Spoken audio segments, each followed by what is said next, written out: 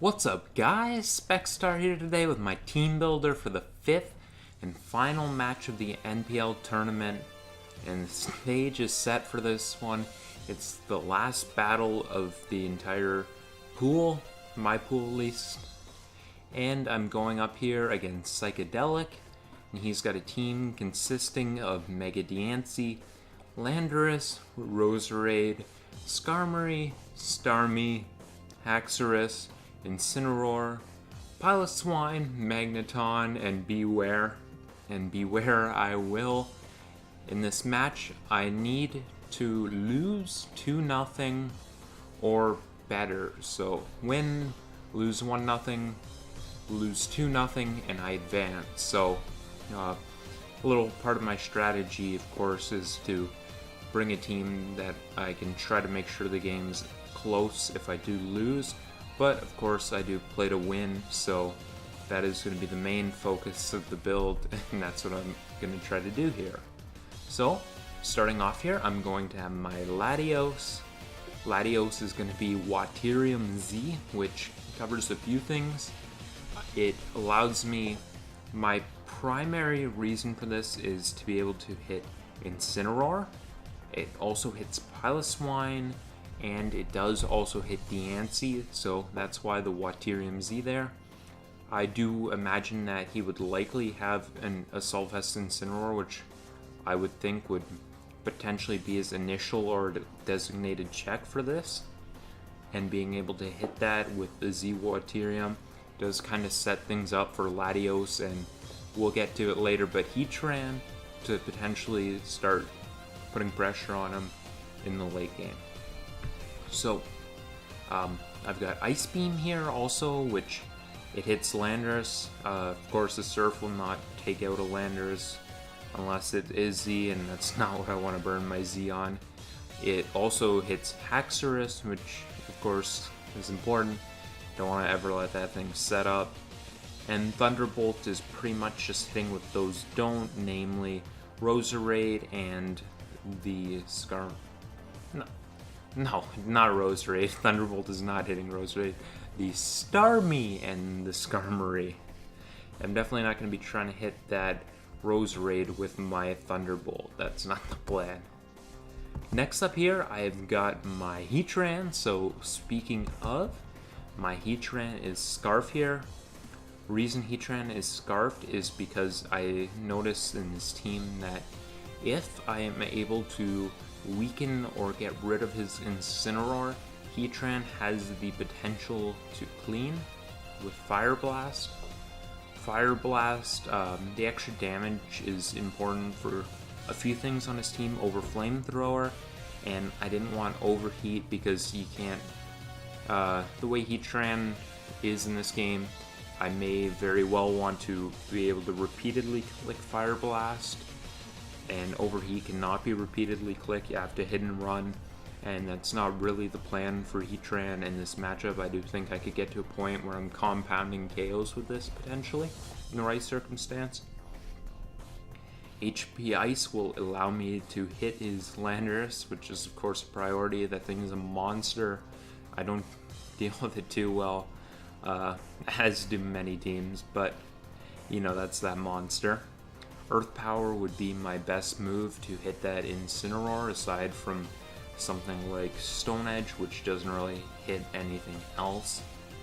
And Flash Cannon is there, of course, for the Diancie if I need to take that thing out with this Pokemon.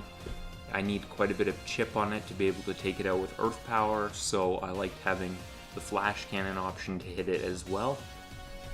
And my investment here, I speed crept Starmie, and then I sped crept him, creeping Starmie with my speed there. That's my investment here.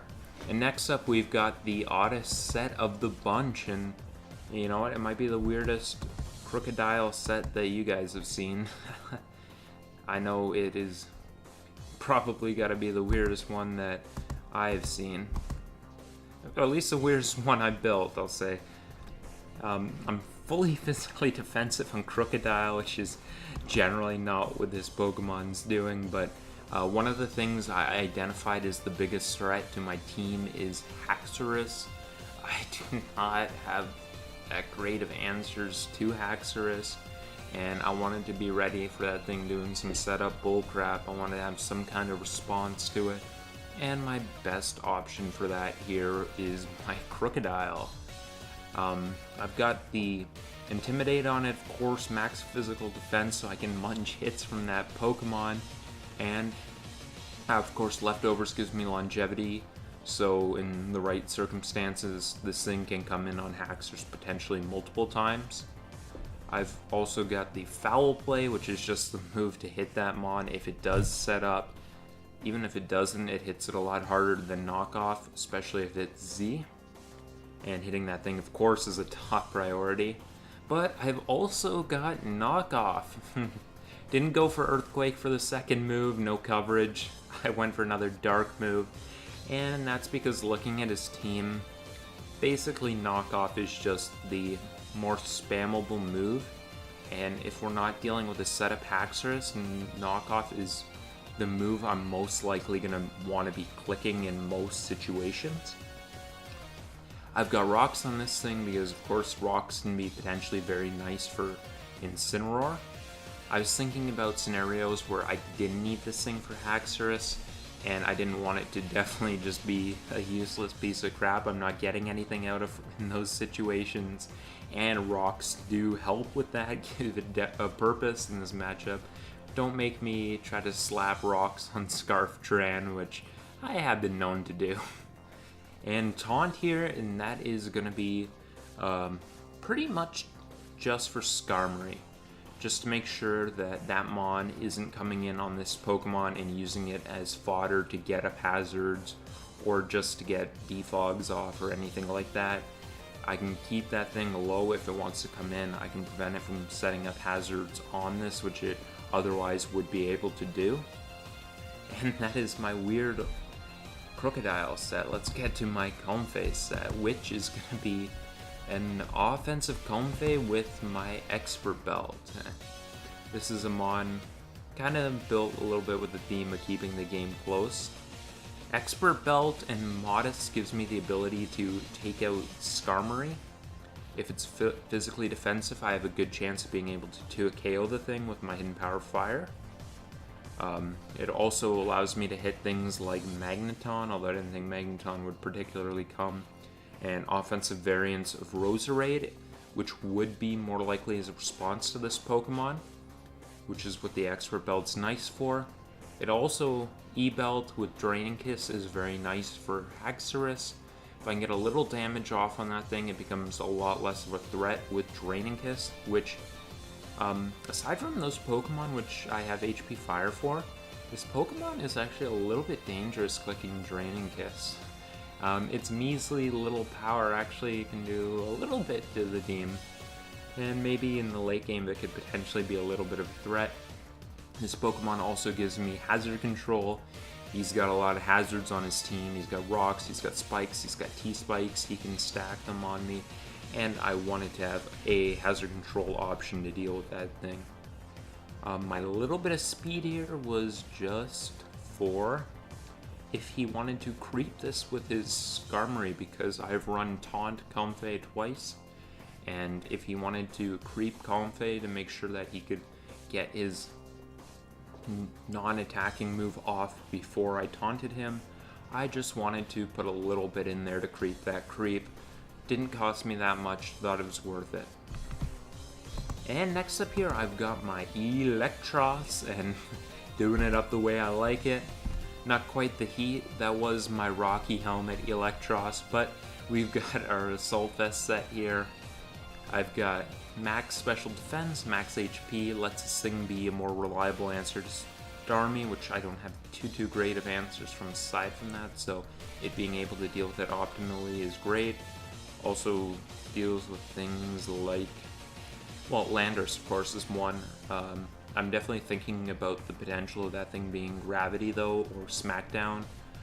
In fact, I think more likely than not it would have one of those, so it's something that helps with that, but I'm definitely not putting all my cards in this thing being able to respond to that. This Pokemon It again fits with the theme of keeping the game close, because Eel's kind of a Pokemon that generally is going to die in a matchup, but generally it's also going to do some damage to the team first, and that's valuable to me in this matchup, because I just have to lose 2-0 or a result better than that, and I'm keeping that in my mind. HP Ice, of course, there to hit the Landorus. Knockoff covers things like Rose, like Starmie, like Incineroar. I want to take that thing's best off. It's a priority to me. Piloswine, different things I want to switch on this. It's just kind of that move where you don't have to use your brain, you just click it. And I appreciate in important matchups sparing myself the brain power so I can save it for the late game. Let me adjust my camera. That's not quite centered, but Giga Drain there, it lets me hit things like Diancie, which is a priority for me. Allows me to hit Piloswine, another thing that could be annoying to this Pokemon. And Volt Switch is just Volt Switch. You guys know all about that move on this thing. And lastly here, I've got my Gastrodon, and Gastrodon's going to be specially defensive. That lets it be my response to Diancie. Diancie could run Hidden Power Grass, but I think it would rather have the Diamond Storm, Moonblast, Psychic for Venusaur, and Earth Power for Heatran. That's kind of where my mind was at. So I think Gastrodon can be a fairly reliable answer to it, although if it comes down to it, I may still scout for it. I'm, of course, specially defensive to Munch on the Moonblast, and I'm going to be fully specially defensive, fully HP, allow me to take on that Pokemon. If Landorus is timid, which it would be for Krookodile, although it may well just be Modest, but if it is timid, Gastrodon's kind of a soft answer to that Pokemon. And I've got Scald on this thing, which hits things like Scald. Oh boy, my brain's farting. Just kind of lazy, spammable move. Nice to be able to throw off with Skarmory, things like that. I went with Earthquake here over Earth Power, although the rest of my moves are special because it hits Roserade harder, which is important. It's Starmie a little bit harder, but mostly it's just about Roserade. Ice Beam, it also hits Roserade. It hits Haxorus too. Also hits Landorus harder than Scald does, which could be potentially important. So that's going to be my team there. To recap it, I've got my Latios, which is Waterium Z, my Heatran, which is Choice Scarf, my Krookodile, which is physically defensive, my Comfey, which is Modest with an Expert Belt, my Assault Vest Eel, and my specially defensive Gastrodon. So if you see this video, the battle shouldn't be up too much later. Maybe same day, maybe the day after. Kind of depends, and that's going to be it. If you got any predictions for this last important game, let me hear it. I want to thank you guys for watching. Have yourselves a good night.